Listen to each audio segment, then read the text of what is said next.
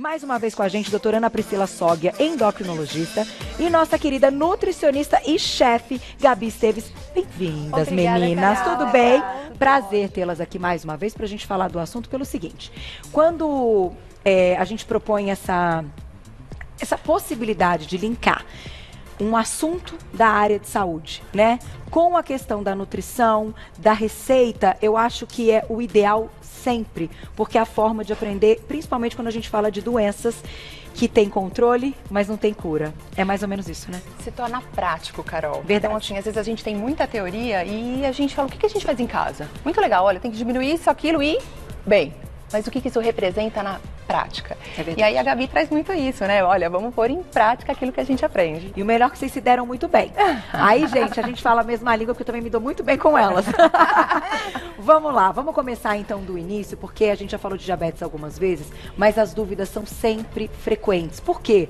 Porque exige uma mudança no estilo de vida. Então, doutora, eu vou começar com você. Hoje, o que a gente entende, como é que estamos aí, né, nos diagnósticos, porque sempre quando a gente vai falar desse assunto, infelizmente parece que o número aumenta. Então, acho que, Carol, essa pauta caiu de encontro ontem, né? A Sociedade Brasileira de Endocrinologia e Metabologia lançou uma nota oficial falando sobre diabetes e a importância do diagnóstico precoce e preventivo. Perfeito. Então, a gente não faz exames para todas as doenças que a gente tem. Quando que a gente escolhe fazer? Quando é uma doença prevalente, que é um assunto de interesse público, e o diabetes é.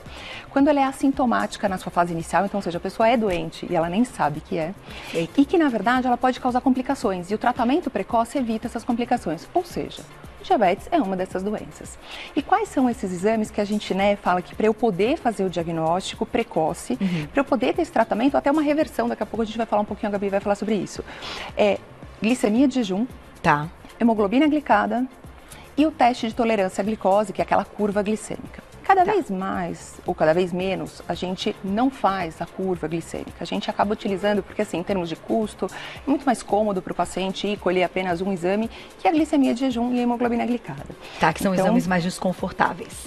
Na verdade, é um exame de sangue. A curva glicêmica... A curva glicêmica ela é porque eu tenho que tomar uma quantidade grande, às vezes eu fico nauseada, são 2 horas de laboratório, então tem que ficar com o scalp, então é um pouco menos prático para as pessoas. Então a gente acaba fazendo muito mais a glicemia de jejum e a hemoglobina glicada. Eu vou colocar já um primeiro quadro na tela então, para a gente ter uma ideia dos números, quando a gente fala do resultado então desses exames, para vocês fecharem aí diagnósticos. E aí já te peço também, doutora, para você colocar alguns sintomas que em determinado momento, já dependendo se o paciente já está aí com diabetes ou pré-diabético, mas que já manifesta, né, alguns sintomas, você já pode contar pra gente. Então, na tela o primeiro quadrinho pra gente ter uma ideia dos valores. Então, o que a gente tem aqui, né? Então, pessoas, né, com a glicemia normal, ela vai ter uma glicemia menor ou igual a 5,6 e geralmente em torno de 5. 5,2, 5,4, uma glicemia de jejum, que é a segunda fileira.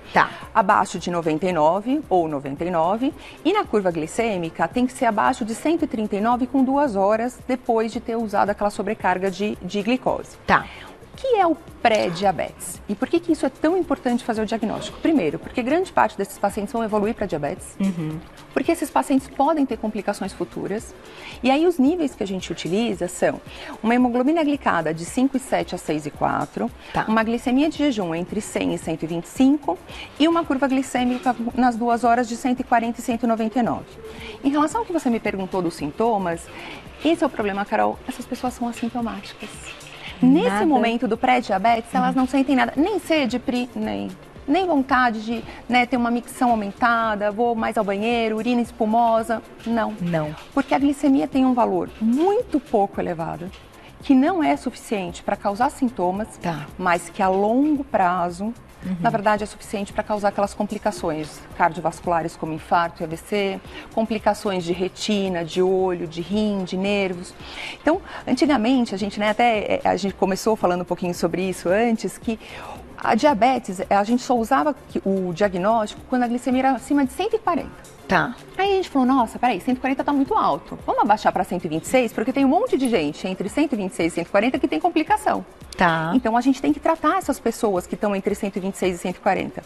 E mais recentemente a gente deu um novo nome, que é o pré-diabetes. Ou seja, entre 100 e 126, eu também tenho risco e eu também preciso tomar algumas ações corretivas.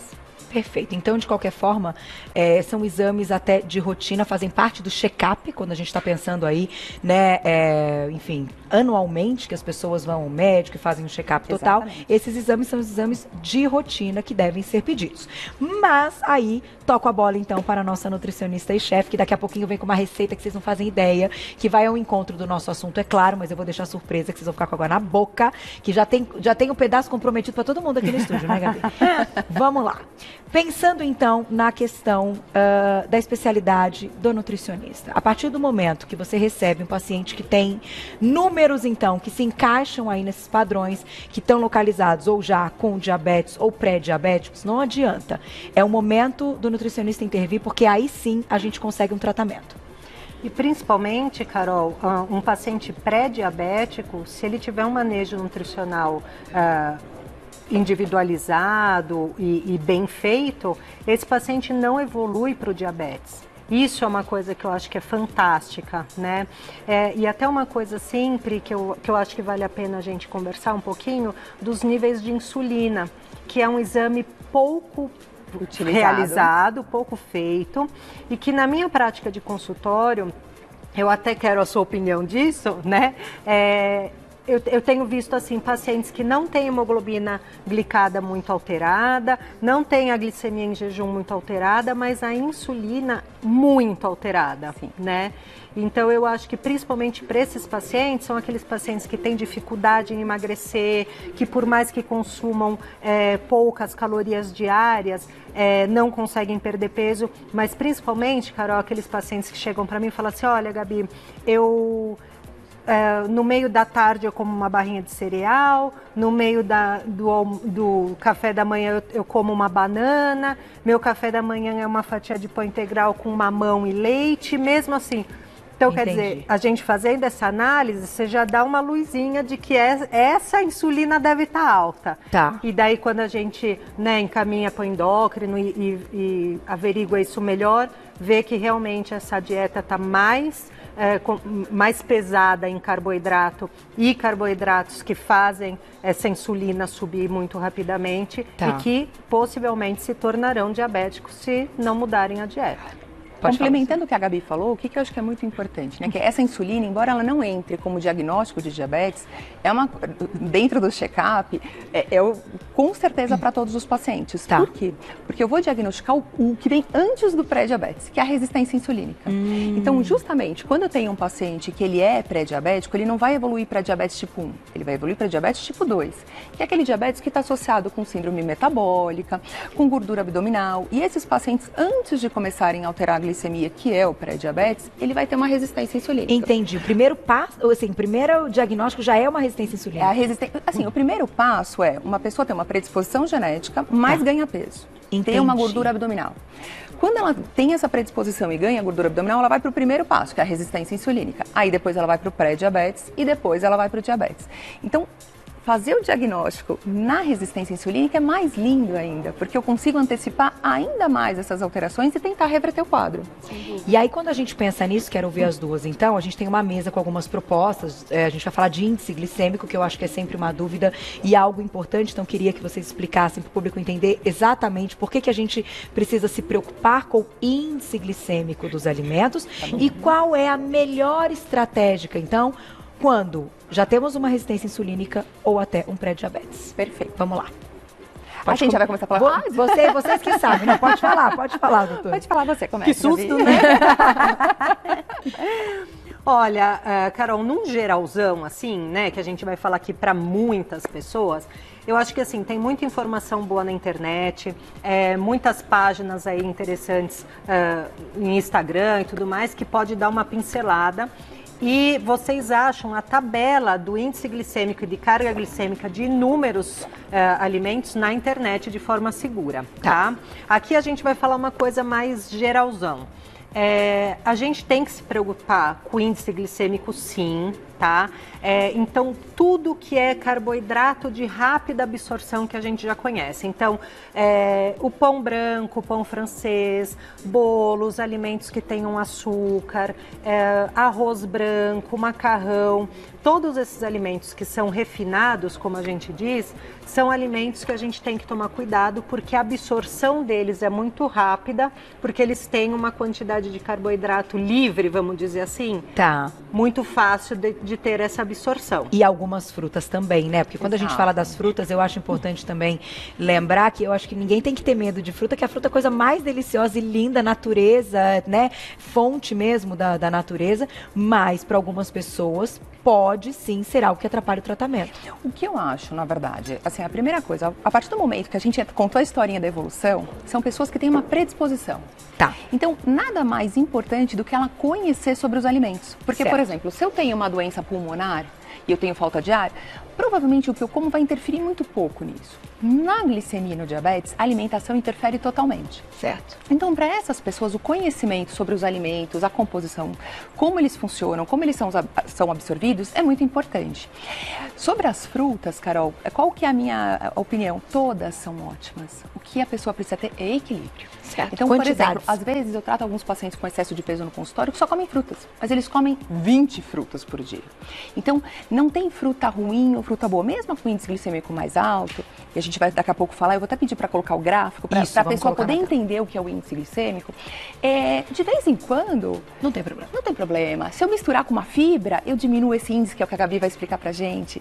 Então, assim, para o público poder entender um pouquinho.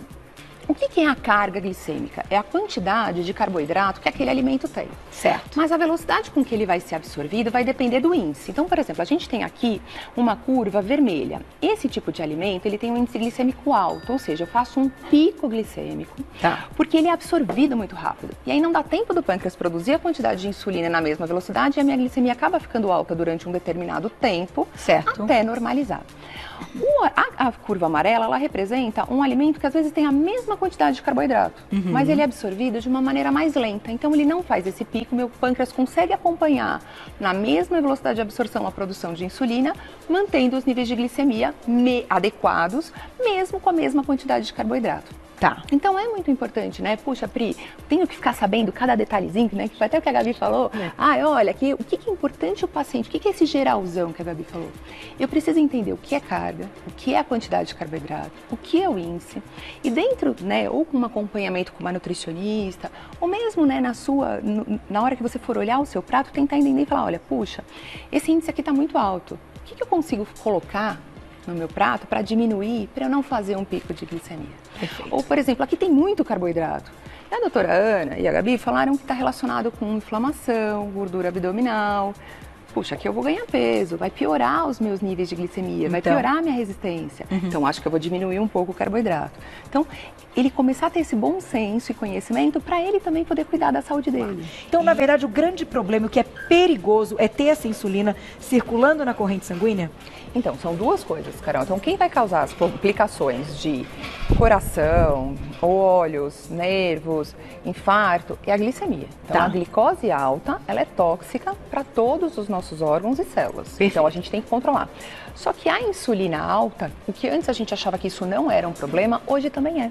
Então, hoje a gente tem vários estudos mostrando que essa insulina alta, que faz parte de um componente inflamatório alto, pode levar a aumento de risco de inflamação, aumento de proliferação celular, aumentando o risco de neoplasias e tumores. Então, ou seja, pacientes que têm insulina mais alta vão ter um risco aumentado, muitas vezes, de ter alguns tipos de tumores, como câncer de mama, como câncer de próstata, câncer de intestino, relacionado ao papel proliferativo desse hormônio, porque ele causa uma proliferação celular. Nossa. E mais recentemente, doenças neurodegenerativas, como Alzheimer, como Parkinson.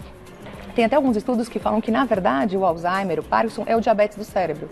Porque tem esse mesmo componente de ação, não é que é só isso, por favor. Claro, entendi. Mas que a insulina, ela contribui para aumentar esse risco, ela contribui. Então, os dois são ruins. Glicemia e insulina elevadas. Insulina elevadas. Vamos lá. Gabi, vamos falar um pouquinho dos alimentos que estão aqui? Vamos lá? Vamos.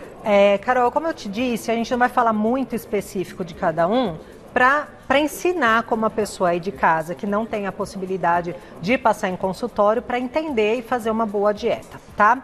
Então, Carol, a primeira coisa que eu tenho para dizer é o seguinte: a pessoa precisa conhecer quais são os carboidratos. Tá. Tem paciente que não tem noção o que é carboidrato. Verdade. Então, isso vocês vão ter que estudar para conseguir controlar quantos vão ter no seu prato, quais que você vai combinar. Tá. Para uma pessoa com insulina alta, pré-diabética, que já tem aí uma glicose um pouco mais elevada, qual é a minha recomendação?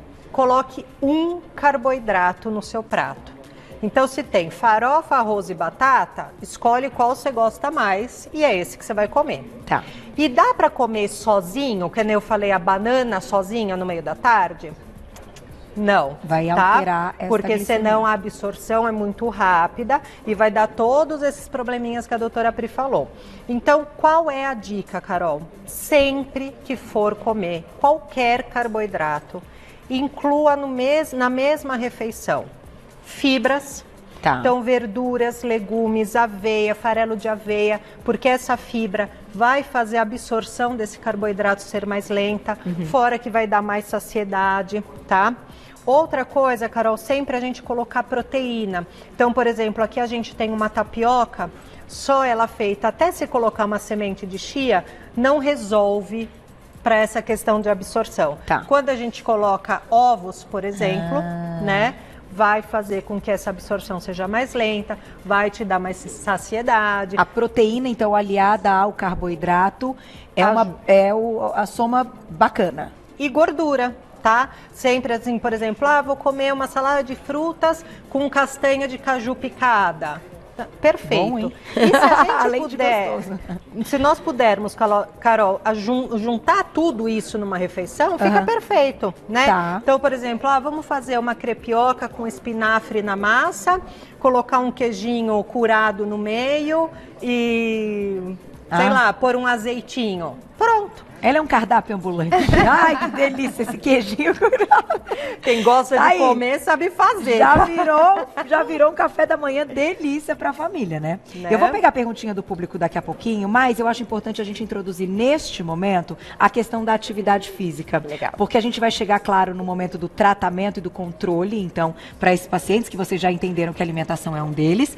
Onde que entra a atividade física nessa história? Perfeito. Então, assim, a atividade física ela vai conseguir diminuir aquela resistência insulínica, que a gente falou que é o começo desse pré-diabetes. Então, eu libero vários hormônios que diminuem o componente inflamatório, que diminuem o nível de insulina. Eu vou ter um consumo do carboidrato que eu como. Então, ou seja, eu comi carboidrato, estoquei carboidrato. A hora que eu faço atividade física, eu aumento o meu gasto energético e eu acabo diminuindo os valores de glicemia, os valores do meu estoque, ou seja, fazendo que isso não seja sobrecarregado. Porque qual que é o problema também? Olha que ciclo vicioso.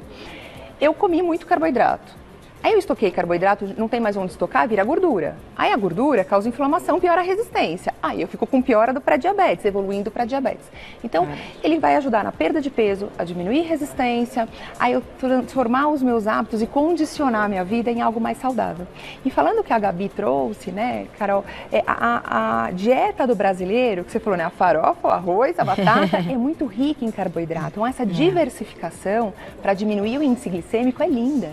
Então, eu acho que é isso que a gente tem que fazer, né? Transformar a nossa cozinha numa experiência mágica, né? Colocar o ratatouille, vou colocar isso. Por quê? Porque além de ser mais gostoso, também se torna mais saudável. E hoje, quando a gente fala dessa questão, até quando a gente fala dos carboidratos, muita gente escreve, até me escrevem pessoalmente, que, claro, o custo deste carboidrato, então, ele está disponível de uma forma mais barata.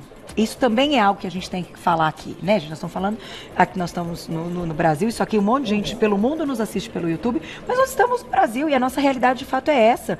O que é dificílimo, né? Quando a gente pensa numa família e o gasto que vai ter com a alimentação. Porém, logo pensamos numa alternativa, que a feira e os legumes também estão ali com um valor hoje, mas claro que sazonalmente, né? Não vamos também, não levem ao pé da letra exatamente, mas assim, vamos entender o contexto. E também podem estar ali na mesa, certo? Devem, né, Carol? Eu acho que a grande distorção alimentar que as pessoas têm é o seguinte, se eu for fazer um low carb, se eu for reduzir carboidrato, eu preciso aumentar a proteína e a carne está muito cara, por exemplo. Não. aumentem verduras e legumes. Comam a maior variedade que vocês puderem. Sabe quando você vai na feira, no fim da feira, que tem aqueles saquinhos mais baratos? Pega tudo aquilo, põe tudo numa assadeira, alecrinha, pronto, come um montão. Vai ser barato, vai ser saudável e você não vai cair nesse problema nem de excesso de carboidrato e nem de gastar muito dinheiro na alimentação. Eu acho que vale esse raciocínio, pensar nessa conta mesmo, porque, enfim, a gente tem que também... Até para ser contínuo essa mudança. Sem dúvida, para você conseguir